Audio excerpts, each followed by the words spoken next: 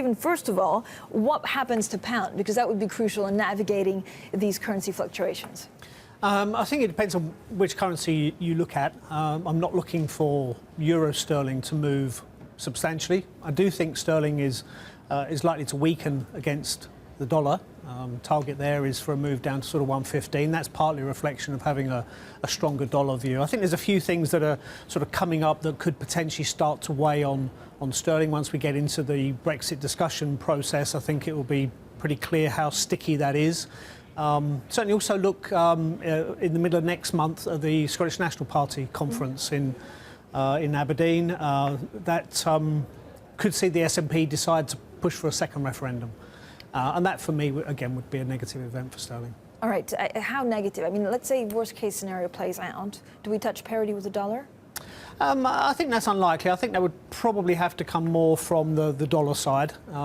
If I think back to pre the Brexit referendum in June last year, our view at the time was if there was a vote to leave the EU, that sterling would decline by around 25%. And we've seen that at the worst, if you like, as far as sterling dollar is concerned. It's about 17 or 18% down for now. So we do think there's a bit more downside, as I mentioned, towards 115. I think if you look at the parity type view, then probably you're really thinking in terms of a massive rally for the dollar. And we think the dollar can get stronger, but not that strong.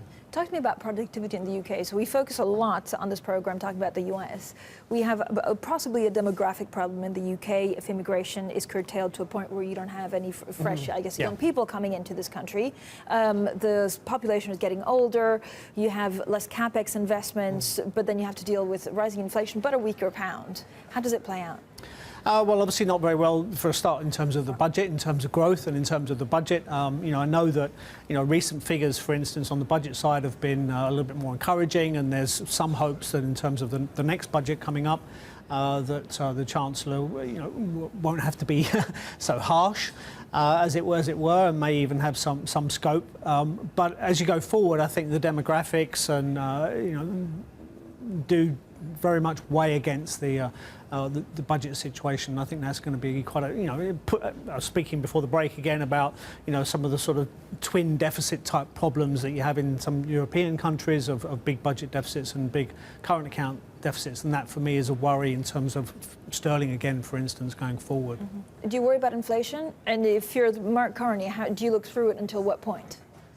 It depends on how the economy is developing. I mean, we've seen, obviously, the Bank of England before, look through inflation to really quite a substantial extent. The extent to which inflation had risen above 5%, for instance, back in 2008 and again in 2011, and the bank didn't raise interest rates through that period. Now, you can say, well, that was because economies were weak. We had the financial crisis, then we had the Eurozone crisis, and the situation is a bit different now. I think we'll actually find that there's a good deal more tolerance amongst the Bank of England, or within the Bank of England, for higher inflation than perhaps the governor might seem to be letting on at the moment. I don't think that rates will be raised, certainly not this year, and if there's a change in policy, I think it will be an easing. I think see the economy slowing down.